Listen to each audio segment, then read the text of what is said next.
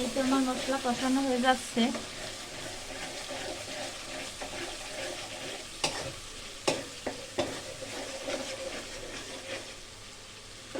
লাউ চিংড়ি রান্না করার জন্য এখানে পেঁয়াজ, রসুন অল্প, একটু মশলা, হলুদ, মরিচের গুঁড়া, লবণ এগুলো দিয়ে তেল দিয়ে ভালো করে কষিয়ে নিলাম।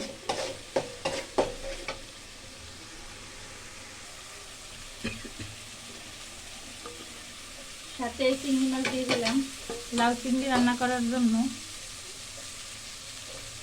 এখন চিংড়ি মাছটা ভালো করে কষিয়ে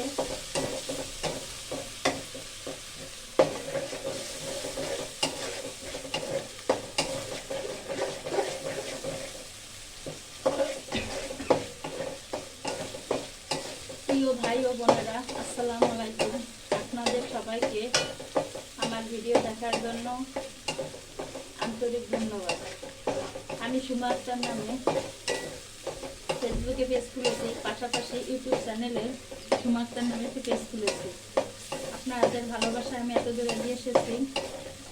অল্প কয়েকদিন হয়েছে পেজটা খুলেছি, আপনাদের ভালোবাসায় এত দূর এগিয়ে এসেছি, তাই ইউটিউব চ্যানেলও খুললাম। আপনারা আমাকে ভালোবেসে থাকলে সুমা আক্তার নামে ইউটিউব চ্যানেলটিকে দেখে আসেন, লাইক, কমেন্ট, সাবস্ক্রাইব করে আসেন। হিংসা নাই, প্রতিহিংসা নাই, সবাই সবার পাশে থাকার চেষ্টা করতে হবে।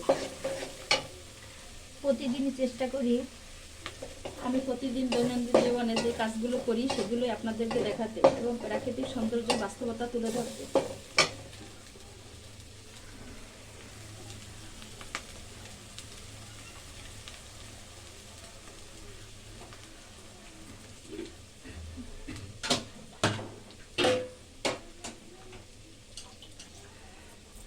এই তো আমার চিংড়ি মাছ কষানো হয়ে গেল।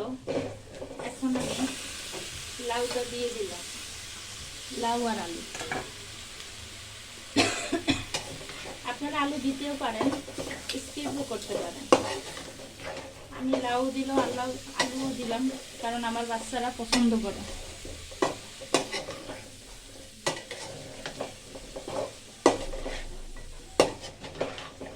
বাচ্চার বাবা লাউ পছন্দ করে, কিন্তু বাচ্চারা আলু পছন্দ করে, এজন্য সাথে চিংড়ি মাছ লাউ আলু একসাথে খেতে তারা পছন্দ করে।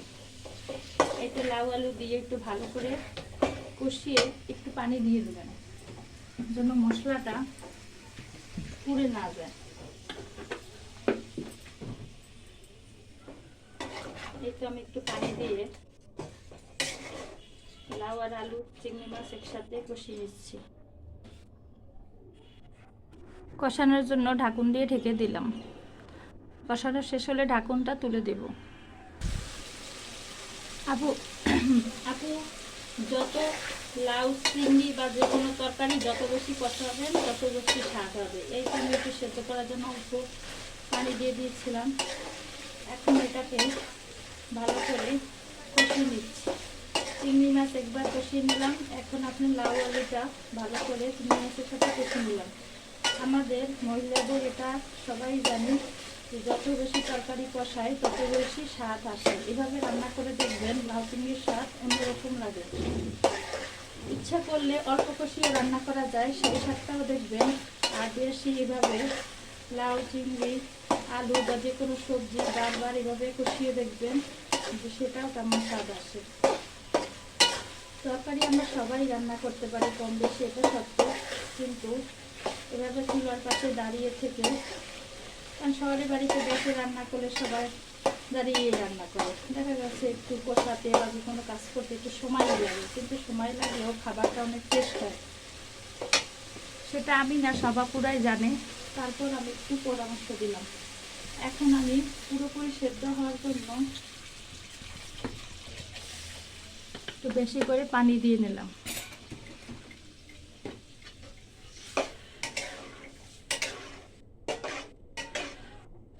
এই যে পানি দিলাম, এতে আমার লাউ আলু পুরোপুরি ভালোভাবে সেদ্ধ হয়ে যাবে। তারপরে আমার লাউ আলু চিংড়ি মাছ রেসিপি রান্না করা শেষ হয়ে যাবে। আপনারা সবাই ভালো থাকেন, আমার জন্য দোয়া করবেন, আপনাদের জন্য দোয়া করি। আমি যেন সামনে আরও বেশি এগিয়ে যেতে পারি আপনাদের ভালোবাসায়। এই বলে শেষ করছি। সবাই আমার ভিডিওতে ফলোয়ার দিয়ে যাবেন, লাইক কমেন্ট শেয়ার করে যাবেন। আর আমার ইউটিউব চ্যানেলে আমন্ত্রণ রইল সাবস্ক্রাইব এবং লাভ ভালোবাসা দিয়ে আমাকে সামনে এগিয়ে যাওয়ার জন্য আগ্রহ বাড়িয়ে দিবেন। আপনারা সবাই ভালো থাকেন।